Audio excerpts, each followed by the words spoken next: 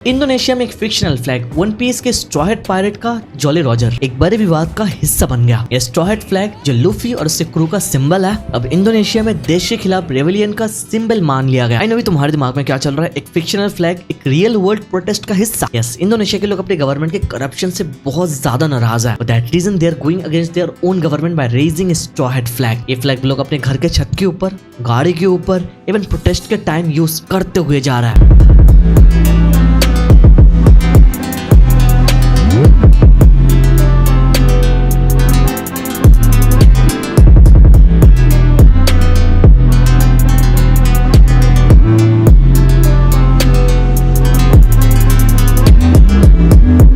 Worst parties इसके लिए अभी लोगों को जेल भी हो सकती है। चलो यहाँ पर अभी टाइम वेस्ट ना करके अब इस कंट्रोवर्सी के डीप एनालिसिस में डूबता है और देखते हैं कि ये सब एक्चुअली में क्यों हो रहा है और किस लिए स्टार्ट हुआ। सबसे पहले ये समझता है कि ये कंट्रोवर्सी शुरू कैसे हुई। अगस्त 2025 में इंडोनेशिया 80th एनिवर्सरी डे मनाने की तैयारी कर रहे थे, जो 17 अगस्त को है। इस दौरान देश में लोगों ने अपने घरों, गाड़ियों और पब्लिक स्पेसेस में एक नए तरह का फ्लैग लगाना शुरू किया। ये था वन पीस का स्ट्रॉ हैट पायरेट्स का फ्लैग। ये फ्लैग एनिमे फैंस के लिए तो एक फिक्शनल सिंबल है, लेकिन इंडोनेशिया के कुछ लोगों ने इस फ्लैग को अपने प्रोटेस्ट का हिस्सा बना लिया। इस प्रोटेस्ट में ज्यादातर हमारे एज के लोग हैं। यूथ लीड कर रहे थे इस प्रोटेस्ट को और इनका मुद्दा था गवर्नमेंट पॉलिसीज के खिलाफ आवाज उठाना, जैसे education budget cuts, military influence का बढ़ना और सिविल लिबर्टीज पे रोक। इन प्रोटेस्ट में लोगों ने इंडोनेशियन फ्लैग के साथ स्ट्रॉ हैट पायरेट्स फ्लैग को भी रेज किया और किसी किसी जगह तो अपने खुद के कंट्री को फ्लैग को छोड़ के बस सीधे स्ट्रॉ हैट पायरेट का फ्लैग रेज कर दिया। ऐसे बहुत जगह हम लोग को देखने को मिला। ऐसा नहीं कि नंबर में 2 3 4 है ना ब्रो, हजार में। अब यहाँ पर इंडोनेशियन फ्लैग के साथ जो उन लोगों ने स्ट्रॉ हैट का फ्लैग रेज किया, ये उनके लिए फ्रीडम और रेजिस्टेंस का सिंबल बन गया। लेकिन ये बात इंडोनेशियन गवर्नमेंट को बिल्कुल भी पसंद नहीं आई। गवर्नमेंट के सीनियर ऑफिशियल जैसे deputy house speaker Sufmi Dasco Ahmad और कोऑर्डिनेटिंग मिनिस्टर बूडी गुनावन ने इस फ्लैग को नेशनल यूनिटी के लिए खतरा कहा। यहाँ पर तुम सिनेरियो समझ रहे हो, एक फिक्शनल कैरेक्टर का फ्लैग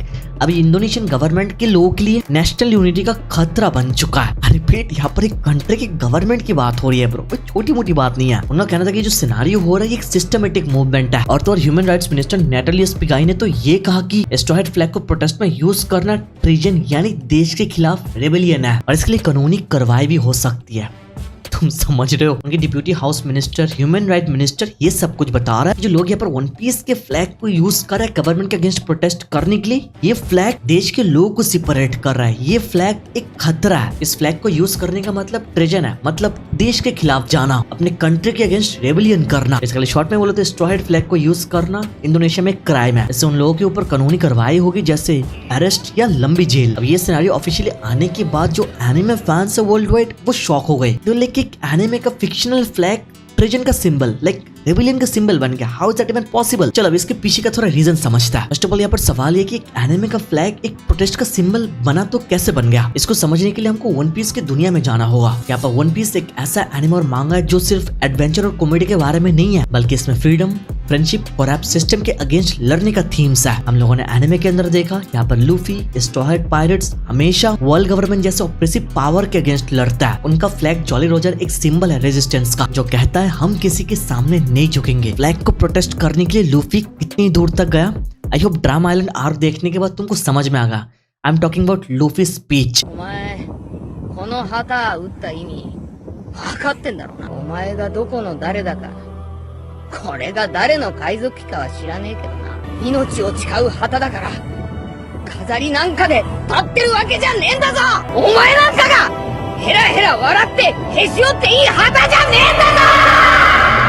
यहाँ पर इंडोनेशिया के प्रोटेस्टर्स, खास करके यंग जनरेशन ने इस फ्लैग को अपने स्ट्रगल से जोड़ लिया। उनके लिए ये फ्लैग सिर्फ फ्रीडम नहीं बल्कि एक आवाज है करप्शन, इनइक्वालिटी और गवर्नमेंट के ओवररीच के खिलाफ। सोशल मीडिया पे जैसे एक्स हो जाए या फिर टिकटॉक हो जाए, वहाँ पर सब लोग बता रहा है ये जो फ्लैग को वो लोग रेस कर रहा है ये उनके फ्रस्ट्रेशन को रिप्रेजेंट करता है, जब उन्हें लगता है कि गवर्नमेंट उनकी बात नहीं सुन रही है। इंडोनेशिया से एक बंदे ने एक्स पे पोस्ट करके लिखा, स्ट्रॉ हैट फ्लैग सिर्फ लूफी का नहीं, ये हमारी लड़ाई का हिस्सा है इनजस्टिस के खिलाफ। लेकिन ये बात इतनी सिंपल नहीं है। इंडोनेशिया में एनिमे कल्चर बहुत बड़ा है और वहाँ पर वन पीस के फैंस की संख्या लाखों में है भाई। तो ये फ्लैग उनके लिए एक इमोशन कनेक्शन है। जैसे एक प्रोटेस्टर ने लाइव कहा कि लूफी अपने लोगों के लिए लड़ता है और हम भी अपने राइट्स के लिए लड़ रहा है। तुम समझ रहे हो एक एनिमे का इन्फ्लुएंस कितनी दूर तक जा सकता है कि लोग इसको अपनी रियल लाइफ में यूज कर रहा है। और यहाँ पर एक आयरॉनी भी है। इंडोनेशिया का करंट वाइस प्रेसिडेंट गिब्रन राकाबुमिंग राका जो एक एनिमे फैन है, उन्होंने अपने 2024 इलेक्शन कैंपेन में स्ट्रॉ हैट पायरेट्स का लोगो यूज किया था। एंड आयरॉनिकली अब वही सिंबल, वही लोगो, वही फ्लैग अब गवर्नमेंट का खतरा बन चुका है। ये पूरा सिनारियो वन पीस के रेवरिया आर्क जैसा लग रहा है मेरे को। अब बात करते हैं गवर्नमेंट रिस्पांस की। इंडोनेशियन गवर्नमेंट ने स्ट्रॉ हैट फ्लैग को सीरियस थ्रेट माना। उन्होंने कहा कि ये फ्लैग नेशनल फ्लैग की इंसल्ट का कारण बन सकता है। ये एक सेंसिटिव इशू है क्योंकि ये देश की यूनिटी और इंडिपेंडेंस का सिंबल है। और article 24 paragraph 1 law number 24 of 2009 के मुताबिक कोई भी दूसरा फ्लैग नेशन से फ्लैग से ऊंचा नहीं हो सकता, वरना ये डिस्क्रिप्शन माना जाएगा। अभी तक तो ये फ्लैग कानूनी तौर पे बैन नहीं है। कुछ एक्सपर्ट्स का कहना ये कि जब तक straw hat flags national flag से थोड़ा छोटा या फिर उसके नीचे लगा हुआ है, फिर ये इलीगल नहीं है। फिर भी गवर्नमेंट इससे प्रोटेस्ट के सिंबल के हिसाब से देख रहा है और इसके खिलाफ सख्त कार्रवाई की बात कर रहा है। इंडोनेशिया के कुछ लॉ मेकर्स ने तो इस फ्लैग को प्रोवोकेशन या फिर ट्रेजन डायरेक्टली बोल दिया है और उन लोगों ने पुलिस से इंटीग्रेशन की मांग की है। आई नो, मुझे पता है ये पूरा सिनारियो थोड़ा ओवर रीचिंग टाइप का लगता है ना। एक तरफ गवर्नमेंट इसे नेशनल सिक्योरिटी का खतरा कहता है, दूसरी तरफ इंडोनेशियन डेमोक्रेटिक पार्टी के लॉ मेकर जैसे कुछ लोग बता रहे हैं ये फ्रीडम ऑफ एक्सप्रेशन है। उनका कहना है कि सिंबलिक प्रोटेस्ट है जो वायलेंट प्रोटेस्ट से बेटर है। तो बेसिकली डेमोक्रेटिक पार्टी के कुछ लोग इस चीज को सपोर्ट कर रहे हैं, पर जो गवर्नमेंट है वो पूरा इसके अगेंस्ट में है। तो क्या यहाँ पर ये इंडोनेशियन गवर्नमेंट का डर है कि यहाँ पर एक बस एनिमे फ्लैग एक बहुत ही बड़ा मूवमेंट का रीजन बन सकता है, या फिर ये बस एक नेशनल प्राइड का सवाल है जिसके लिए इंडोनेशियन गवर्नमेंट ये सब कुछ कर रहा है बस एक फ्लैग के लिए। ये सब कुछ तो इंडोनेशिया से स्टार्ट हुआ, बट अभी बस ये इंडोनेशिया का पार्ट बन के नहीं रहा भाई। दुनिया के एवरी सिंगल अलग अलग जगह से एनिमे फैंस अपना रिएक्शन शेयर कर रहा है, एक पे पोस्ट के ऊपर पोस्ट कर रहा है कि वन पीस फ्लैग सिंबॉलिक बन चुका है। वन पीस एनिमे जिसको लोग बोलते हैं वन पीस इज रियल, ये सच्ची में रियल है। रियल लाइफ में इसका इम्पैक्ट बहुत ही बड़ा है जो लोग धीरे धीरे रियलाइज करते हुए जा रहा है। कुछ लोग तो ये भी बता रहा है कि अभी इंडोनेशिया लूफी का टेरिटोरी बन चुका है। ये अलग बात है कि कुछ लोग ये भी मानते हैं कि एनिमे को पॉलिटिक्स से दूर रखना चाहिए, लेकिन हमको याद रखना पड़ेगा कि ये पहली बार नहीं होगा स्ट्रॉ हैट फ्लैग कोई प्रोटेस्ट में दिखा। ये पहली बार नहीं है ब्रो। 2023 में पैलेस्टाइन की एक रैली में भी इस फ्लैग को यूज किया गया था।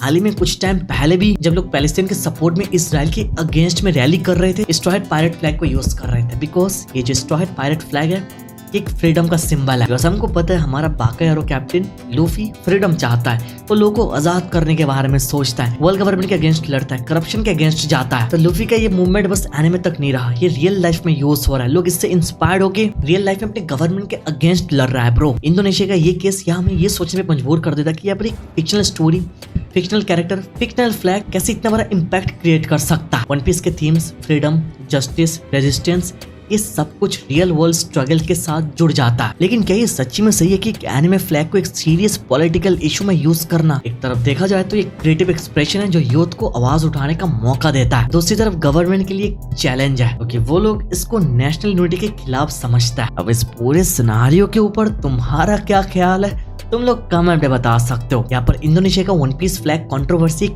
ऐसा सिनारियो है जो एनिमे, पॉलिटिक्स और फ्रीडम ऑफ एक्सप्रेशन का एक इंटरसेक्शन दिखाता है। छोटा सा फिक्शनल फ्लैग एक बड़ा मूवमेंट का हिस्सा बन चुका है। चलो rest, I would like to know about your opinion on this topic. तुम लोग बता सकते हो। और सिनारियो देख के लग रहा है कि अभी या सच्ची में One Piece is actually real. आगे वीडियो तक देख रहे हो तो लाइक कर दो, चैनल पर ना सब्सक्राइब कर दो। Thank you so much for watching this video. तो मिलता है नेक्स्ट वीडियो में।